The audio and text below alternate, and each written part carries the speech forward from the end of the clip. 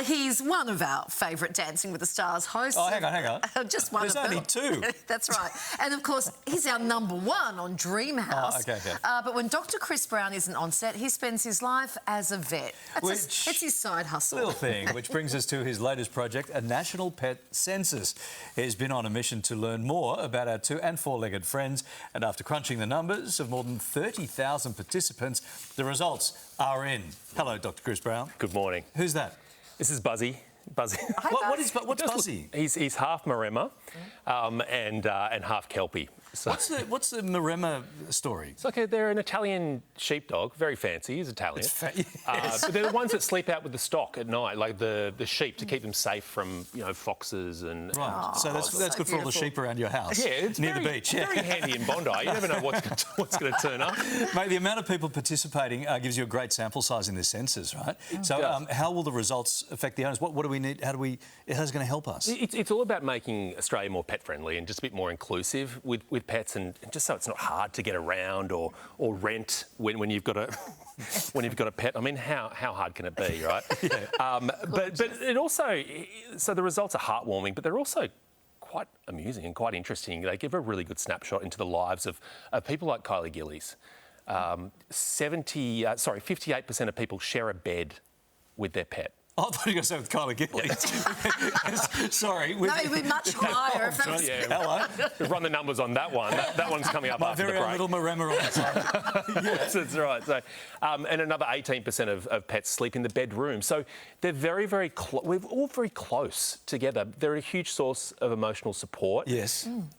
Probably the most damning, probably for you, Larry, is that, because you do have a dog, a beagle, I know you're very close to. Very close to Jazzy, yeah. To Jazzy. I'm impressed you actually know Jazzy's name. Yeah. It's on the tag. 77% of people, when they're looking for emotional support, will go to their pet instead of their human partner. Mate, that sounds about right, I reckon. Yeah, it's a big number, isn't it? Pretty accurate. There was a disturbing stat. Well, disturbing depends on which way you're coming at it from. A lot of pet owners kiss their pets on the lips. No. Well, what was the stat on that? Was there a... Do you?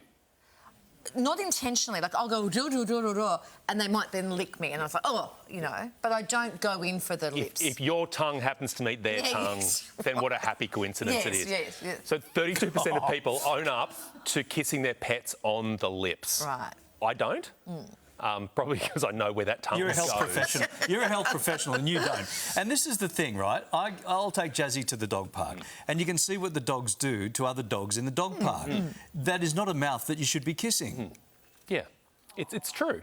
I believe that. But look, it is reassuring in some ways that we can't generally catch their bugs. So they have theirs, we have ours.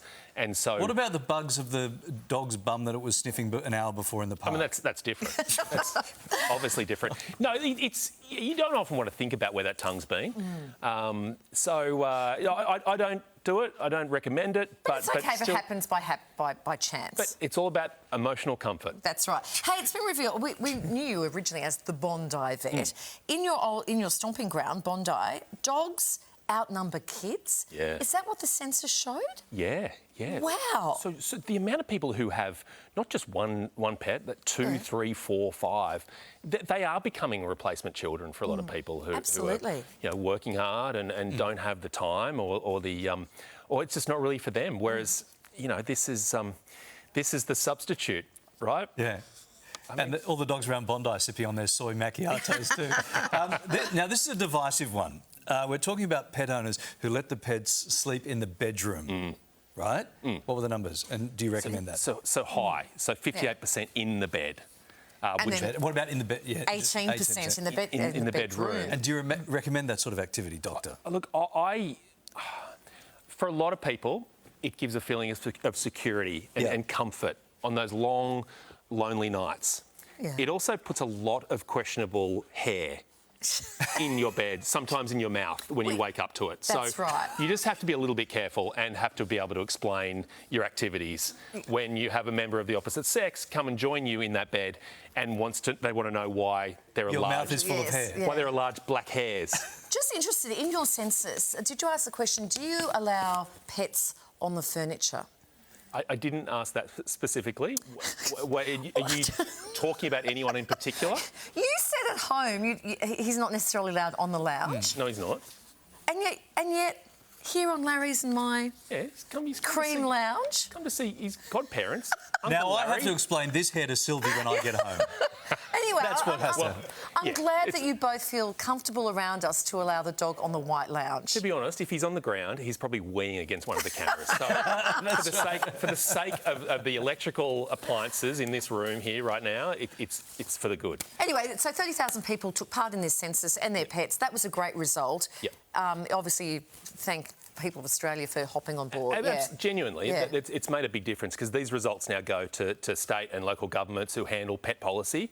And so it's all about trying to make sure there are enough parks, there are enough cafes that are pet friendly, and it's a hot topic now about pets on planes as well, whether pets should be in the cabin of domestic flights. What was the number one gripe amongst pet owners about what they would like to see? More dog off leash parks, or what was there one major thing that came out of it? Yeah, it was exercise areas and cafes and restaurants to take your pets to, rentals, pet friendly rentals, and bins to put your dog poo bag in. Right. Right. The communal dog poo bag is a good idea, though, I think. Don't you think that's good? It's a great Of councils, Communal dog poo bag? Well, you know, like some parks have them there, Oh, yes. which I think is very generous. You were thinking about something else there, Larry. It's not a communal one No, bag. that's what I thought. That's what I thought. Everyone goes around and goes, here, I've done mine, you use this now.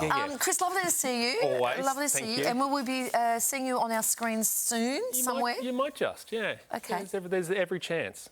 Yeah, if I can get Larry off the screen. We just don't want to say it in front of Larry, is that right? Yeah. Oh, you two will look great together. I don't take Jazzy for a walk the Beagle down to Bondi. I take Jazzy around the airport. It's so much more fun.